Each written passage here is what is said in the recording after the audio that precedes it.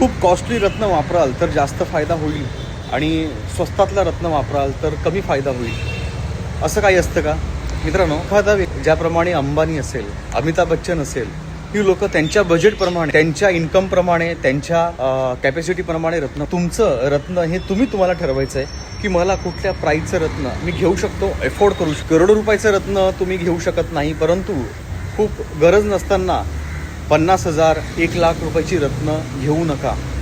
बरीच लोक माझ्याकडे येऊन हे सांगतात, दाखवतात, त्यावेळेस मला हे स्पष्ट कळतं की हे रत्न खरं आहे की नाही आहे, कारण की मी रत्नपारखी आहे. परंतु भारतामध्ये ह्याच्यावरती कुठलेही नियम किंवा बंधन नाही आहेत. कोणीही रत्न कुठल्याही दुकानामध्ये कोणीही विकू शकतो. मित्रांनो, तुम्ही जर आजारी पडत असाल, काही प्रॉब्लेम, हेल्थचा इश्यू असेल, तर तुम्ही कोणाकडेही जाऊन गोळ्या घेता का? किराणा दुकानात जाऊन औषधं घेता का? डॉक्टरांना दाखवता, तज्ज्ञ व्यक्तींना दाखवता, MD MBBS जे तज्ज्ञ असतील त्यांना दाखवूनच तुम्ही औषध आणि उपचार घेता.